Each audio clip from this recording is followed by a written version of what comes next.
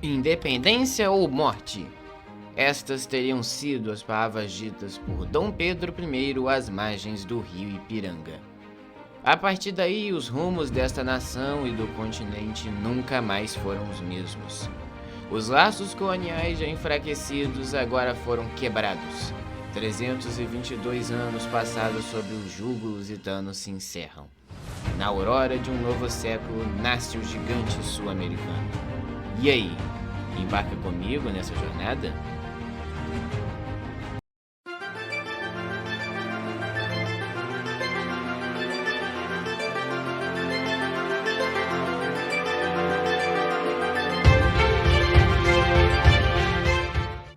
Fala pessoal, vocês estão no canal No Rumo da História e hoje chegamos no momento tão aguardado. Falaremos sobre a independência do Brasil.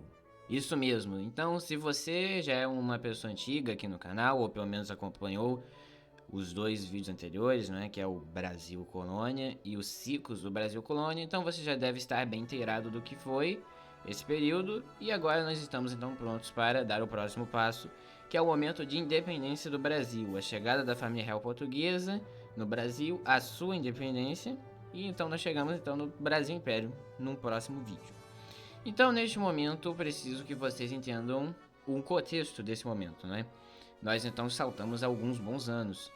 Paramos por volta do ano de 1789, né? Lá na Congelação Mineira, Inconfidência Mineira, né? Que basicamente, depois que ela foi encerrada por Portugal, né? Acabou que nós não tivemos então tantos assim acontecimentos revoltosos, por assim dizer, na colônia, que nós chamamos hoje de Brasil, né? E ficamos assim por uns 20 anos mais ou menos. Até que no ano de 1808 as coisas voltam a esquentar.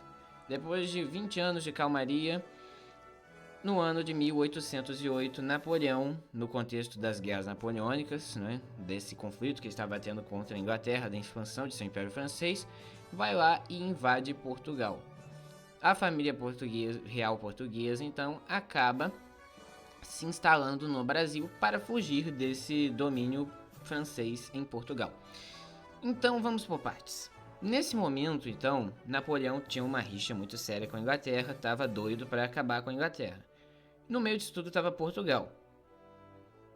Napoleão então resolve que o melhor a se fazer é um bloqueio continental, deixar a Inglaterra isolada, porque a Inglaterra é, entre muitas aspas, uma ilha bem grande na Europa.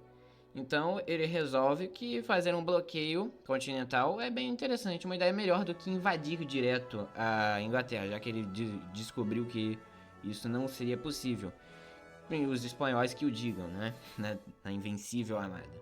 Então Napoleão viu que não dava para vencer no mar os ingleses. Então por isso ele resolveu fazer um bloqueio à distância para que aos poucos a Inglaterra fosse morrendo lá, sem recursos, sem parceiros comerciais que pudessem ajudar. Mas no meio disso tudo, tinha Portugal, como eu já falei. E Portugal era extremamente dependente da Inglaterra, e acabou que ficava burlando toda hora esse bloqueio continental de Napoleão Bonaparte. Napoleão fica de saco cheio dessa situação e invade Portugal. Portugal então pede arrego para a Inglaterra, que cede seus navios para que a família real portuguesa possa vir para o Brasil. Mas nada sai de graça e a Inglaterra depois vai cobrar umas coisinhas aí de Dom João VI, né, o príncipe regente, já que a rainha mesmo, que era a Dona Maria I, ficou lelé da cuca. Aí acabou que Dom João VI estava como príncipe regente. Vai pedir para Dom João VI alguns favores, como a gente vai ver aí, por exemplo, a abertura dos portos das nações amigas, a elevação do Brasil ao Reino de Portugal, Reino Irmão de Portugal e Algarves, a quebra do exclusivo comercial de Portugal, não é? Várias medidas que liberais, não é? De liberalismo econômico serão adotadas justamente por causa dessa pressão que os ingleses vão fazer para conseguir ter um acesso privilegiado ao mercado brasileiro, que até aquele momento era basicamente um dos últimos, né? Um dos últimos mercados ainda inexplorados, ainda não abertos, porque até aquele momento os espanhóis já estavam no domínio francês e os franceses já estavam fora de cogitação, já estavam em posse dos franceses. enquanto a América Inglesa já tinha declarado independência e já estava fora do controle dos ingleses. Então o Brasil era o mais perto que os ingleses tinham de um país submisso ao seu domínio econômico, né? Me falta uma palavra exata para isso, mas esse é o resumo. Um parceiro comercial, por assim dizer. Então, por causa disso, Dom João VI não teve escolha. Teve que fugir de Portugal e acabou cedendo essas exigências inglesas. Essa mudança da corte para o Rio de Janeiro trouxe muitas mudanças para o Brasil. Por isso nós falamos que este é o marco inicial da independência do Brasil, a chegada da família real portuguesa aqui no Brasil. Por quê? Porque quando a família real chega no Brasil, um monte de medidas tem que ser tomadas. Porque é incoerente, é impossível que a família real se estabeleça na colônia com um certo grau de definição, não é? Já que uma estadia um pouquinho demorada, não é? Então, é incoerente que ela se estabeleça por muito tempo aqui sem fazer alterações significativas. Porque lembra que nós temos o exclusivo comercial, nós não temos liberdade de expressão, nem de circulação de imprensa, nem indústria, nem mesmo comércios. Tudo tinha que vir de Portugal, e Portugal nesse momento estava sendo arrasada pela França. Então, Dom João VI acabou tendo que liberar um monte de coisa aqui no Brasil. Aí começa a surgir indústrias têxteis maiores, né? No momento não chamamos de indústrias, é manufaturas têxteis. O comércio começa a se desenvolver, a abertura dos portos para as nações amigas, para a Inglaterra principalmente, não é? A criação de jornais, tudo isso começa a acontecer nesse período. Mas nós também temos instituições de ensino superior sendo fundadas aqui, como a Faculdade de Medicina da Bahia, que é a primeira instituição de educação superior fundada no Brasil, a Escola de Belas Artes no Rio de Janeiro, ele também construções mesmo, como por exemplo o Jardim Botânico, tudo isso criado nesse período para que a estadia prolongada da família real portuguesa aqui no Brasil fosse um pouco mais agradável. Alguns estudiosos chegam até mesmo a chamar este período da história brasileira de Versalhes Tropical, que é o título de um livro que eu vou deixar aí na descrição, né, que eu consultei algumas páginas dele também para fazer este vídeo, junto de outras fontes que foram consultadas para a realização desse vídeo. Se você quer se aprofundar um pouquinho mais, recomendo que vá na descrição desse vídeo, beleza? Então, enfim, família real portuguesa no Brasil, um monte de medidas liberais, não é? De quebra do monopólio, do mercantilismo português aqui no Brasil são efetuadas. O Brasil agora está mais livre, por assim dizer, e com essa liberdade, o Brasil começa a ter coragem para pedir as coisas. Porque no ano de 1820 nós vamos ter a Revolução Liberal do Porto, em Portugal.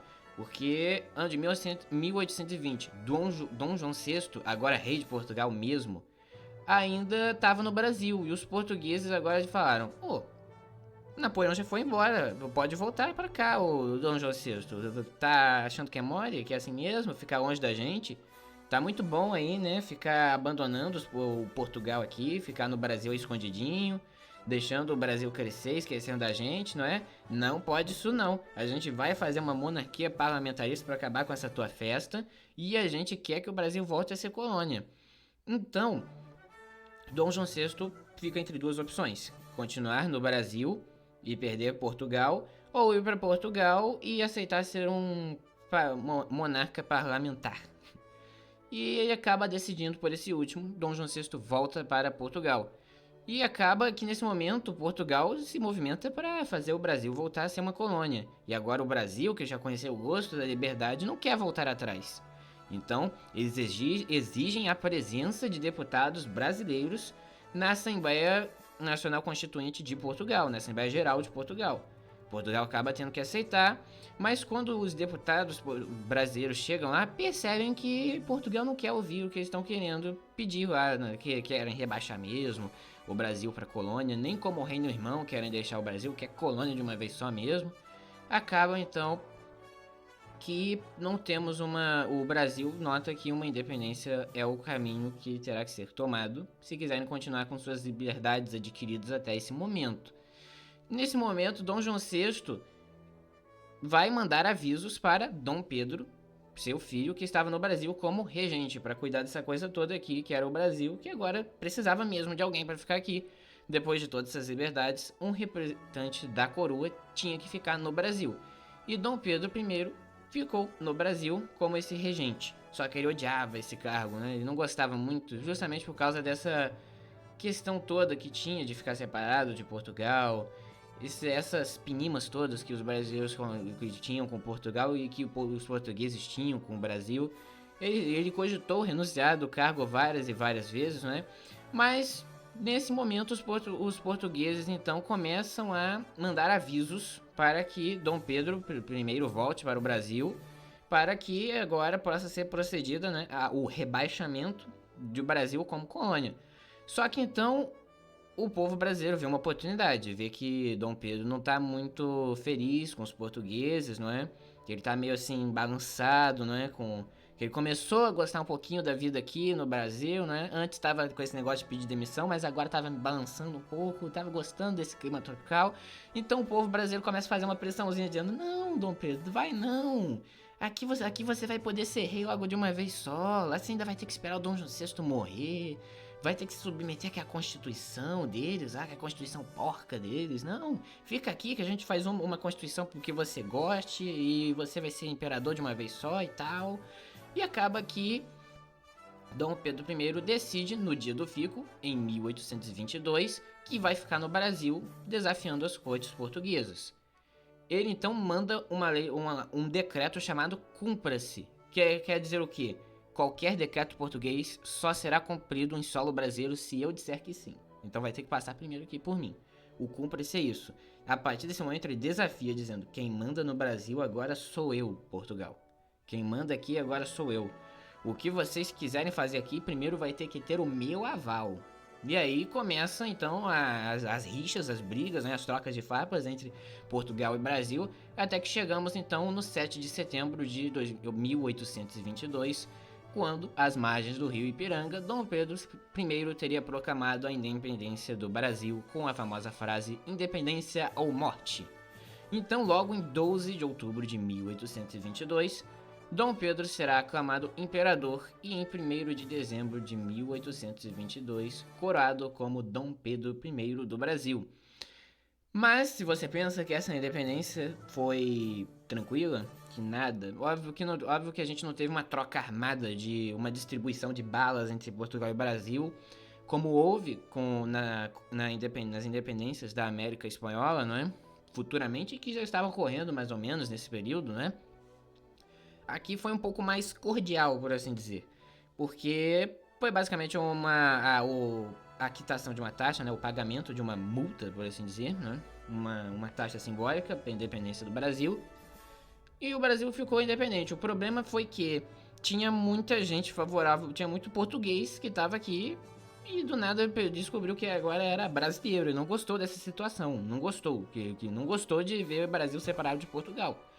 Então acaba que províncias como Bahia, Pará, Maranhão, que tem uma grande concentração, que tinha uma grande concentração de portugueses, uma representação portuguesa muito forte, começam a se revoltar. E aí nós vamos então aí que realmente começa a distribuição de balas de ambos os lados. Mas, porém, contudo, entretanto, todavia, o governo, né, o imperial brasileiro acaba triunfando nessa questão.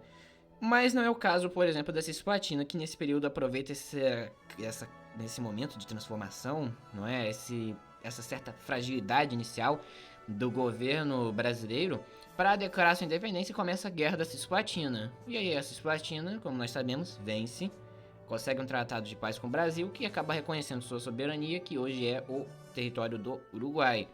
O Brasil, então, virou esse império, mas já começou perdendo territórios, né? Já começou perdendo a Cisplatina. Um pouco tempo antes disso, tinha já perdido a Guiana Francesa, que tinha sido conquistada por Dom João VI em represália simbólica à invasão de Portugal na França.